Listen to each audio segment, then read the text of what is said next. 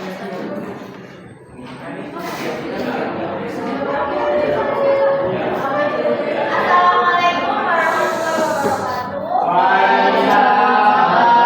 warahmatullahi wabarakatuh. Selamat pagi dan salam sejahtera bagi kita semua. Yang saya hormati Bapak Reni yang telah berkenan hadir pada siang hari ini serta semua teman yang saya hormati. Sebelum memulai seminar pada kesempatan ini, saya memperkenalkan diri terlebih dahulu. Perkenalkan nama saya Talita Amelia Diani yang akan memandu acara pada hari ini. Pada kesempatan kali ini, pasti saya yaitu Rahma Utama selaku narasumber akan menjelaskan mengenai layanan kesehatan, etika profesi dan pelayanan kesehatan. Tanpa berlama-lama lagi, mari kita simak materi yang akan disampaikan oleh Rahma. Baik, terima kasih Mbak. Kenapa kembali? Saya akan berbicara sebagai narasumber. Saya akan menjelaskan tentang layanan kesehatan, etika profesi dan pelayanan kesehatan.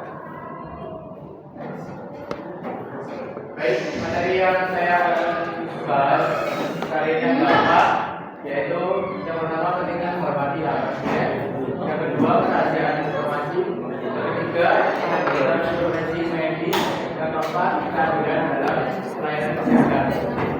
Next. Kita lanjut di materi yang pertama yaitu pentingnya menghormati hak pasien. Menghormati hak pasien adalah hal penting dalam membangun kepercayaan antara pasien dan tenaga medis. Hal ini juga penting dalam mencapai hasil kesehatan yang positif. Jadi, tenaga medis harus atau wajib menghormati hak pasien yang sudah berlaku. Ini adalah contoh hak pasien, yaitu mendapatkan layanan yang manusiawi, adil, jujur, dan tanpa diskriminasi. Yang kedua, mendapatkan layanan kesehatan yang bermutu. Yang ketiga, mendapatkan privasi dan kerahasiaan penyakit yang diderita.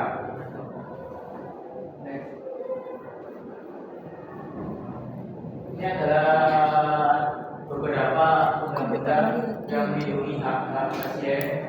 Yang pertama yaitu Undang-Undang Nomor 8 Tahun 1999 tentang perlindungan konsumen. Yang kedua, Undang-Undang Nomor 29 Tahun 2004 tentang praktik kedokteran. Yang ketiga, Undang-Undang Nomor 36 Tahun 2009 tentang kesehatan. Jadi kalian tidak perlu takut menjadi pasien dan kalian bisa menuntut pihak rumah sakit jika kalian tidak mendapatkan hak-hak pasien.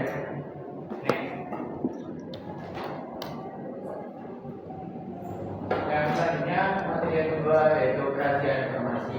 Kerahasiaan informasi pasien adalah perlindungan terhadap data pribadi pasien, termasuk identitas, diagnosis, riwayat penyakit dan riwayat pengobatan. Jadi dokter atau perawat wajib menjaga kesehatan pasien-pasiennya. Ini adalah contoh yang wajib dilakukan oleh dokter atau perawat. Yang pertama, melindungi data rekam medis dari akses yang tidak sah, membatasi akses rekam medis hanya kepada pihak yang terkait pelayanan kesehatan. Yang ketiga yaitu menyimpan rekam medis dengan aman dan dilindungi. Yang terakhir yaitu menghapus data rekam medis secara aman ketika sudah tidak diperlukan lagi. Oke, yang materi ketiga ini integritas profesi medis.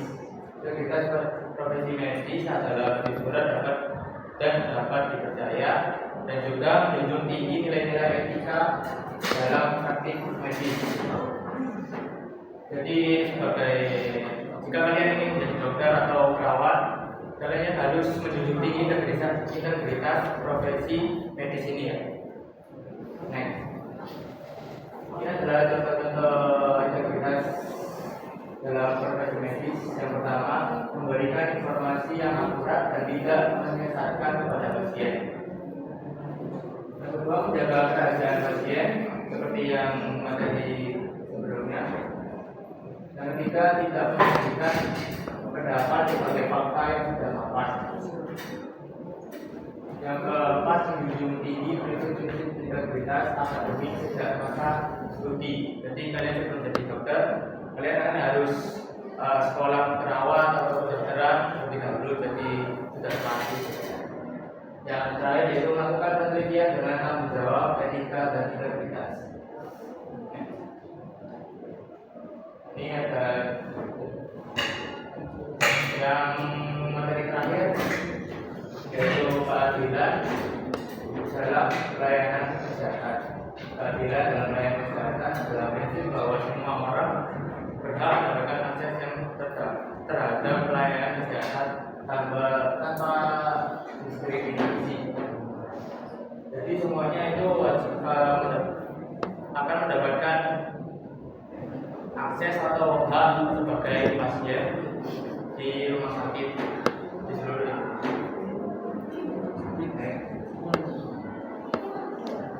Ini adalah prinsip keadilan adalah pelayanan kesehatan.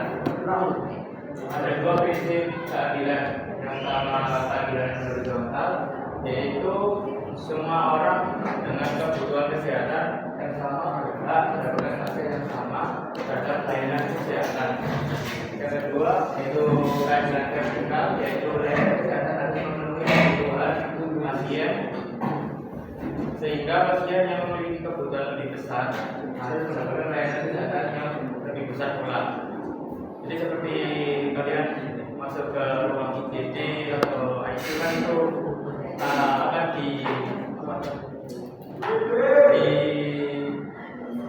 dirawat terlebih dahulu, kan itu lebih gawat dan darurat. Oke. Waktunya Q&A. Nah, itu tadi materi yang udah disampaikan oleh Angga. Kan nggak mungkin ya kalau hari kita nggak ada yang mungkin yang masih bingung atau masih pengen tanya sama yang mau boleh ditanya. Coba dulu, pelan dulu. Karena nggak ada yang iya ya, semuanya nanti cerita. Semuanya nanya. Apa siapa dulu? Ya, perkenalkan saya Nadia Tara, itu berkarya. Kan tadi ada kalau dokter akan tidak boleh menjabarkan rekam medis pasien. Terus kemarin bulan lalu kalau nggak salah itu ada anggota DPR yang mengatakan di Instagramnya bahwa salah satu pemain timnas itu tidak cedera, sebenarnya tidak cedera, tapi dia mengaku-ngaku cedera, ya kan? Nah, itu dia ketika ada orang yang komen, dia akan membalas dengan silakan cek saja ke rumah sakitnya. Nah, menurut kamu itu menurut kamu kalau anggota DPR yang menyebarkan seperti itu, apakah termasuk penyebaran rekam medis? Itu yang pertama. Yang kedua, menurut kamu apakah DPR itu tuh kesalahan DPR atau rumah sakitnya? Dan apa hukuman yang tepat untuk orang yang bersalah? Terima kasih. Terima kasih. Oke, selanjutnya siapa? Oke, Rangga, terima kasih sebelumnya materinya. Aku izin tanya ya dari materinya. Tadi kan ada tentang bahwa pasien yang dengan keperluan yang besar harus mendapatkan pelayanan yang lebih besar juga. Tapi seperti yang kita ketahui bahwa isu di Indonesia ini adalah penunggakan jaminan kesehatan. Lalu manakah yang harus didulukan antara SOP, integritas, ataukah pada pembayaran yang memang menjadi hak-hak nakes gitu. Dan kalau memang di antara ketiga itu, apakah yang memperkuat alasannya untuk kamu memilih di antara integritas dan dua pilihan yang tadi? Terima kasih. Oke. Bentar. Oke, siapa kamu? Oke. Sebenarnya kemarin kan ada kasus yang viral tentang dokter USG itu saat tugas memberikan area yang tidak seharusnya ke pasiennya kan. Nah, menurut materi itu seharusnya diberikan hukuman dari apa? Surat atau sanksi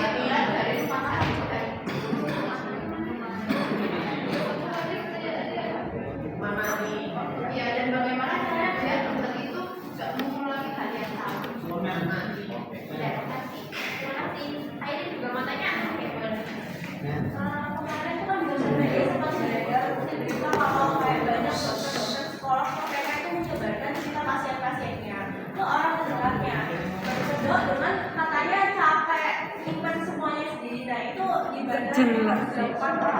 Jadi kurang ajar.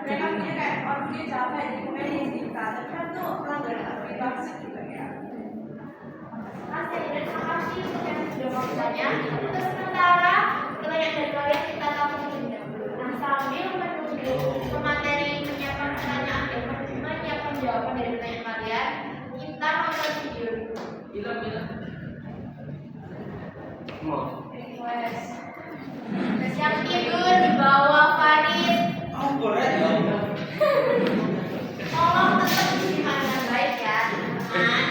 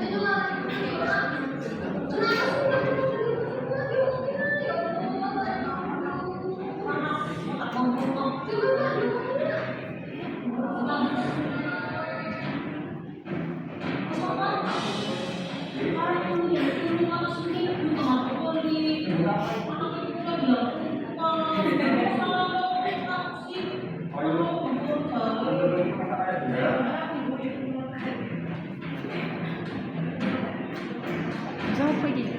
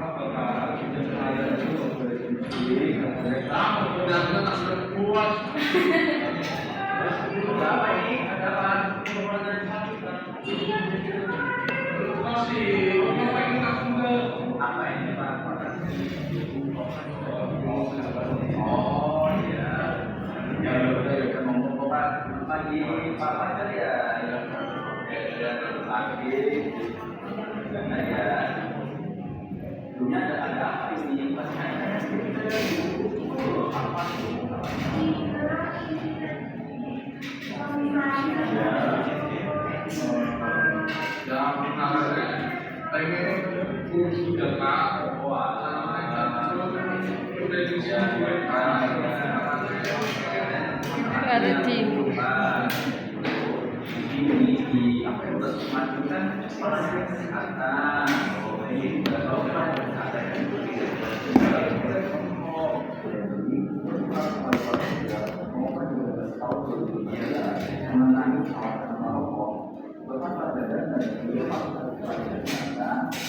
Semuanya itu satu kawasan sama-sama juga rokok dia sudah Bapak. Nah, tujuannya apa? Tujuannya bisa masyarakat tahu dari satu baik langsung maupun tidak langsung. Oke, Bapak kita ada penerapan yang mengenai bahaya merokok. Kalau boleh tahu beberapa hal kesehatan yang merokok.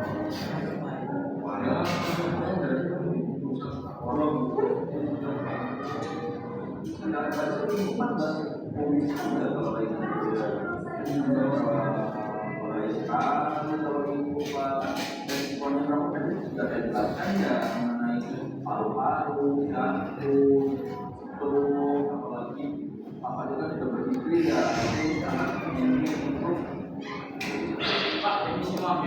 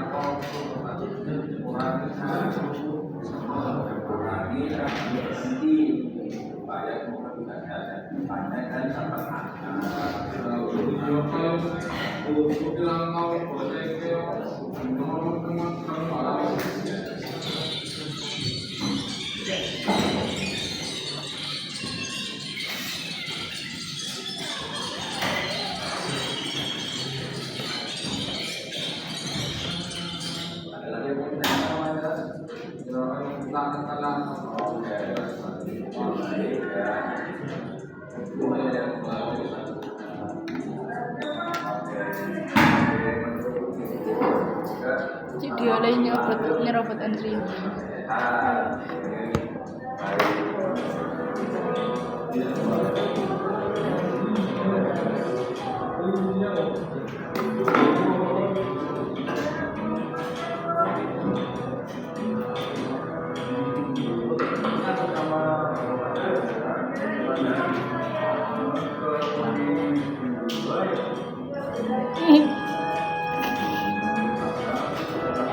Balik jiwa ya.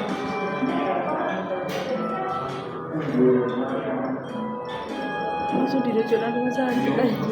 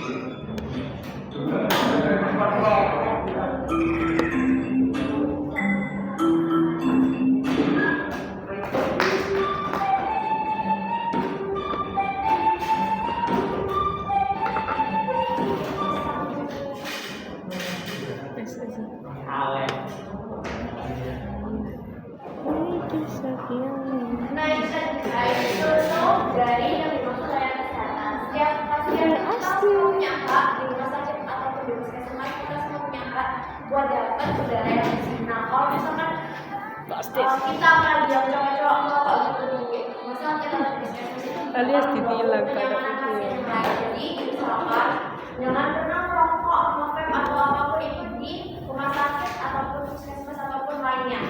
Nah, karena kalian kita udah nggak sabar buat jawab pertanyaan dari kalian tadi, kita langsung aja buat Rangga tolong menjawab pertanyaan kita ini. Baik. Oke, saya akan jawab pertanyaan dari Safika. Oke. Nah, ini kan ada dokter atau perawat yang cabul. Jadi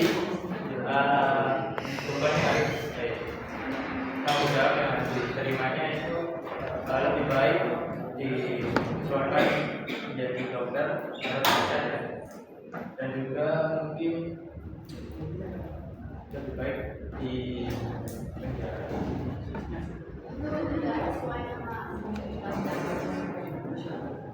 Ya. Nah, lembaga Indonesia itu karena ada denda juga.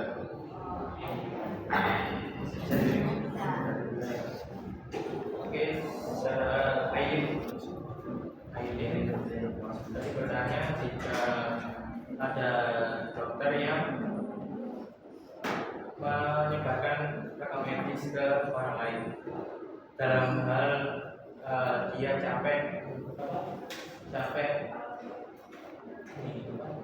alasannya itu ya itu tentu salah.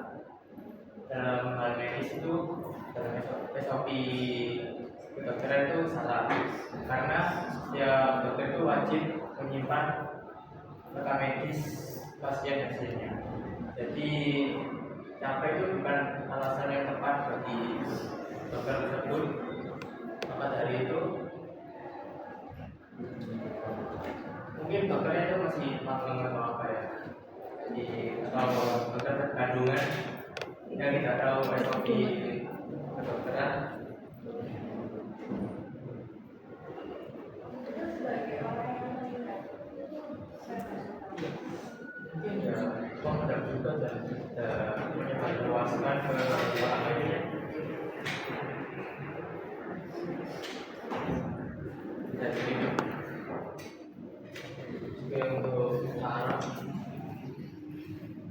tadi apa tujuannya? Yang itu anggota DPR yang media di Instagram bahwa ada seorang anggota Timnas yang ngomong tentang pencederaan jalannya. Terus dia malah menyuruh orang-orang itu mengecek rekam medisnya ke rumah sakitnya. Dan itu menurut kamu itu yang salah itu anggota DPR-nya atau rumah sakitnya? Karena tadi kamu kan bilang dokter itu tidak boleh menyebarkan rekam medis. Tapi di kasus ini menurutku itu anggota DPR itu salah atau enggak? Terus kemudian hukuman yang tepat untuk orang yang salah itu apa sih? Menurut saya yang salah itu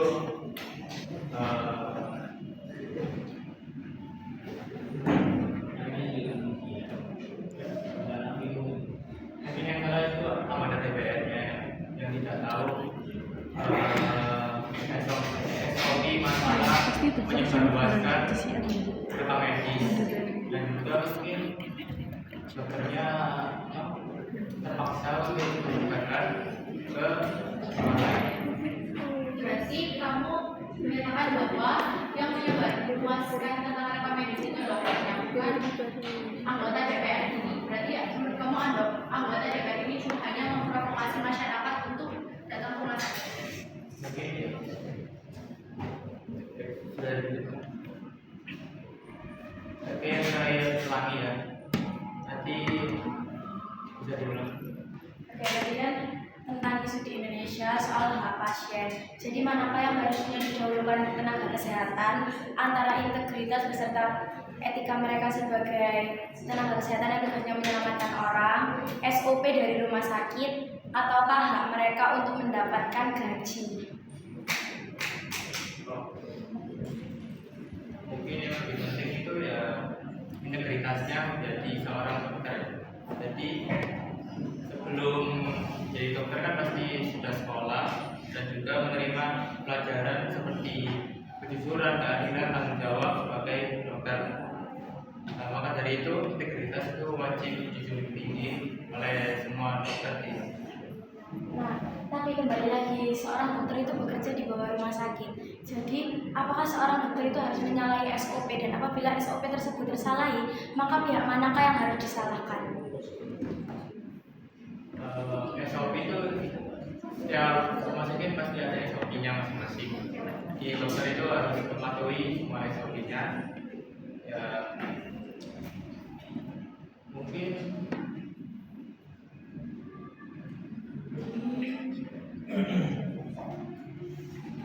dokter juga harus seperti yang saya bilang tadi kan yang diintegritas itu mungkin harus ditanamkan dalam dirinya sendiri, dan dia itu harus patuh kepada SOP rumah sakit tersebut. Mungkin jika dokter melanggar SOP, ya mungkin dokternya salah juga, karena kan SOP dari rumah sakit tersebut, jadi dia tidak seperti melanggar. Di Indonesia kan seperti itu. Berarti kesimpulannya seorang dokter bisa melanggar SOP apabila diperlukan untuk pasien yang mendesak. Oke, terima kasih. Mungkin bisa membantu menjawab pertanyaan kita tadi ya. Mungkin ini yang terakhir itu bisa menjelaskan bahwa seorang dokter itu harus menjaga integritasnya, karena dokter itu sebagai bentuk pengabdian kepada masyarakat. Jadi meskipun dia kewajiban rumah sakit itu untuk menggaji para nakes-nakes, tetapi ketika itu ada penunggakan, itu tetap mendapat hak. Nakes itu tetap mendapatkan haknya untuk mendapatkan gaji, tetapi dia tetap harus menjalankan tugasnya sesuai integritas dan sesuai SOP-nya. Oke, baik, terima kasih Tara atas bantuannya. Thank you, Rangga. Oke.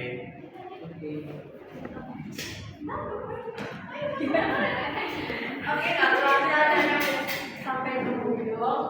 Terima kasih buat semuanya yang udah mau menyimak dan diperhatikan. Apabila ada salah kata dari kami berdua yang tidak kami sengaja, kami mohon maaf. Maka kami akhiri. Wassalamualaikum warahmatullahi wabarakatuh.